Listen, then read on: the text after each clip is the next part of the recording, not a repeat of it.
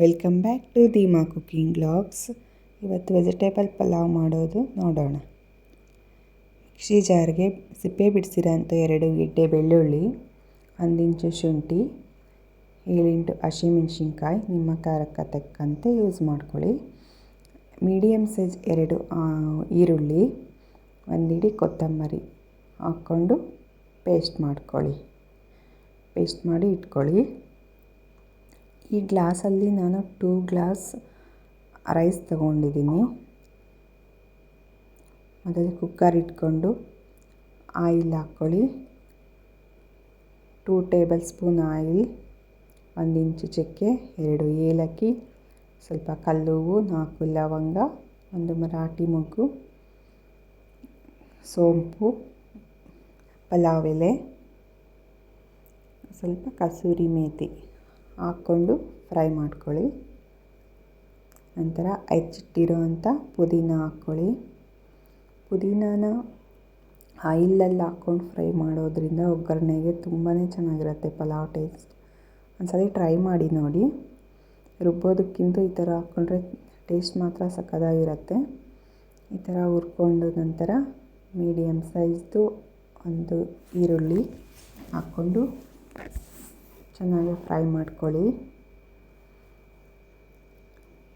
ಆಯಿಲಲ್ಲಿ ಚೆನ್ನಾಗಿ ಫ್ರೈ ಆಗಬೇಕು ಈರುಳ್ಳಿ, ಸ್ವಲ್ಪ ಗೋಲ್ಡಿಶ್ ಬರಲಿ, ಟೇಸ್ಟ್ ಚೆನ್ನಾಗಿರುತ್ತೆ. ನೋಡಿ ಈಗ ಫ್ರೈ ಆಗ್ತಾಯಿದೆ. ಈಗ ಗೋಲ್ಡಿಶ್ ಕಲರ್ ಬಂದಿದೆ. ಈಗ ಹೆಚ್ಚಿಟ್ಟಿರುವಂಥ ಮೀಡಿಯಮ್ ಸೈಜ್ ಟೊಮೊಟೊ 2 ಟೊಮೊಟೊ ಹಾಕ್ಕೊಳ್ಳಿ. ಟೊಮೊಟೊ ಸ್ವಲ್ಪ ಸಾಫ್ಟ್ ಆಗಲಿ. ಸಾಫ್ಟ್ ಆದ ನಂತರ ಜಾಸ್ತಿ ಹೊತ್ತು ಹುರ್ಕೊಳ್ಳೋದೇನು ಬೇಕಾಗಲ್ಲ, ಸಾಫ್ಟ್ ಆದರೆ ಸಾಕು. ಇನ್ನು ವೆಜಿಟೇಬಲ್ಸ್ ಹಾಕಿದ್ಮೇಲೆ ಅದು ಕುಕ್ ಆಗುತ್ತೆ ವೆಜಿಟೇಬಲ್ ಜೊತೆಗೆ. ಈಗ ವೆಜಿಟೇಬಲ್ಸ್ ಹಾಕ್ಕೊಳ್ಳಿ. 1 ಕಪ್ ವೆಜಿಟೇಬಲ್ಸ್ ತೊಗೊಂಡಿದ್ದೀನಿ. ಕ್ಯಾರೆಟ್, ಬೀನ್ಸ್ ತೊಗೊಂಡಿದ್ದೀನಿ. ನೀವು ಆಲೂಗಡ್ಡೆ, ಬಟಾಣಿ, ಹೂಕೋಸು ಈ ಥರ ಯಾವುದೇ ಆದರೂ ವೆಜಿಟೇಬಲ್ಸ್ ಹಾಕ್ಕೋಬೋದು. ನಾನು ಬೀನ್ಸ್, ಕ್ಯಾರೆಟ್ ಹಾಕ್ಕೊಂಡಿದ್ದೀನಿ.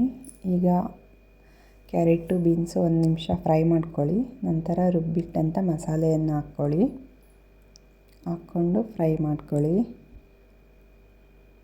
ಮಸಾಲೆ ಆದಷ್ಟು ಫ್ರೈ ಮಾಡ್ಕೊಳ್ಳಿ. ನೋಡಿ ಈಗ ಚೆನ್ನಾಗಿ ಮಿಕ್ಸ್ ಮಾಡಿ, ತರಕಾರಿ ಜೊತೆಗೆ ಮಸಾಲೆ ಎಲ್ಲ ಚೆನ್ನಾಗಿ ಮಿಕ್ಸ್ ಆಗಲಿ. ಮಿಕ್ಸ್ ಆಗಿದೆ ನೋಡಿ. ಆಯಿಲಲ್ಲಿ ಚೆನ್ನಾಗಿ ಹುರ್ಕೊಳ್ಳಿ ಮಸಾಲೆಯನ್ನು. ಈಗ ಚಿಟಿಕೆ ಅರಿಶಿನ ಹಾಕ್ಕೊಂಡು ಮಿಕ್ಸ್ ಮಾಡ್ಕೊಳ್ಳಿ. ಆಯಿಲಲ್ಲಿ ಆದಷ್ಟು ಮಸಾಲೆ ತುಂಬ ಫ್ರೈ ಆದರೆ ಟೇಸ್ಟ್ ಚೆನ್ನಾಗಿರುತ್ತೆ. ಹಸಿ ವಾಸನೆ ಹೋಗಬೇಕು. ಹಸಿ ವಾಸನೆ ಇದ್ದರೆ ಪಲಾವ್ ಟೇಸ್ಟ್ ಚೆನ್ನಾಗಿರಲ್ಲ. ಆದಷ್ಟು ಚೆನ್ನಾಗಿ ಫ್ರೈ ಮಾಡ್ಕೊಳ್ಳಿ ಮಸಾಲೆಯನ್ನು. ಒಂದೊಂದು ಐಟಮ್ ಹಾಕ್ಕೊಂಡು ಫ್ರೈ ಮಾಡೋದ್ರಿಂದ ಪಲಾವ್ ಟೇಸ್ಟ್ ತುಂಬ ಚೆನ್ನಾಗಿರುತ್ತೆ. ನೀವು ಟ್ರೈ ಮಾಡಿ ನೋಡಿ. ಒಂದೊಂದೇ ಹಾಕ್ಕೊಂಡು ಫ್ರೈ ಮಾಡಿಕೊಂಡು ಇದು ಮಾಡಿ, ಆಗ ಪಲಾವ್ ಟೇಸ್ಟ್ ನೋಡಿ ಹೇಗಿದೆ ಅಂತ. ನೋಡಿ ಈಗ ಚೆನ್ನಾಗಿ ಮಿಕ್ಸ್ ಆಗಿದೆ, ಚೆನ್ನಾಗಿ ಬೆಂದಿದೆ. ನೋಡಿ ತಳ ಬಿಡ್ತಾ ಇದೆ ಅಂದರೆ ಆಯಿಲಲ್ಲಿ ಮಸಾಲೆ ತುಂಬ ಚೆನ್ನಾಗಿ ಫ್ರೈ ಆಗಿದೆ ಅಂತ. ನೋಡಿ ಈಗ ಆಯಿಲ್ ಕೂಡ ಮೇಲೆ ಬರ್ತಾ ಇದೆ. ಈ ಥರ ಬಂದಿದೆ ಅಂದರೆ ಚೆನ್ನಾಗಿ ಫ್ರೈ ಆಗಿದೆ ಅಂತ. ಈಗ ತೊಳೆದಿಟ್ಟಿರೋಂಥ ಅಕ್ಕಿಯನ್ನು ಹಾಕ್ಕೊಳ್ಳಿ. ನೋಡಿ ತಳ ಬಿಡ್ತಾ ಇದೆ. ನೆನೆಸಿಟ್ಟಂಥ ಅಕ್ಕಿನ ಹಾಕ್ಕೊಂಡು ಮಿಕ್ಸ್ ಮಾಡಿ.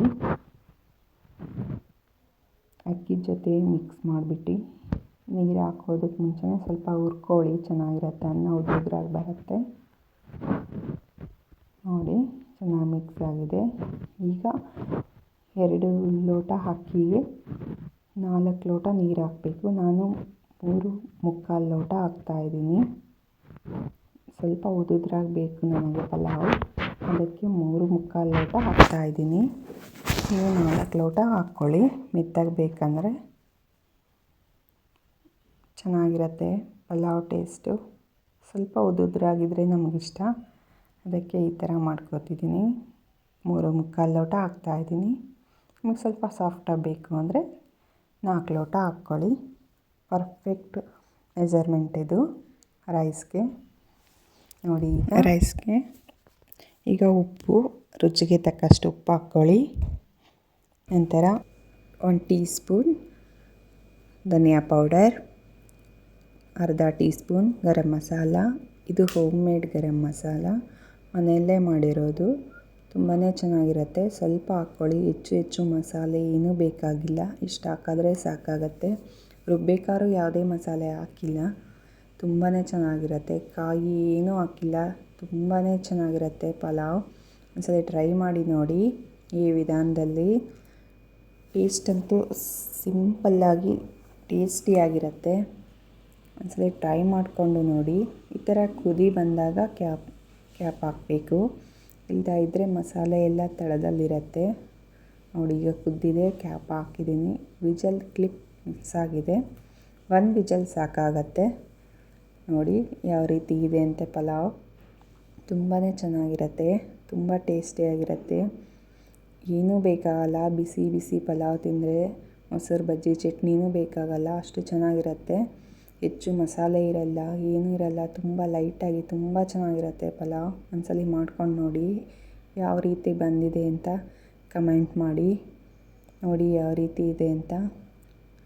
ನಾನು 3 ಮುಕ್ಕಾಲು ಲೋಟ ನೀರು ಹಾಕ್ಕೊಂಡಿದ್ದೀನಿ. ನೀವು ಇನ್ನೂ ಸಾಫ್ಟ್ ಬೇಕಂದರೆ 4 ಲೋಟ ಹಾಕ್ಕೊಳ್ಳಿ. Thank you.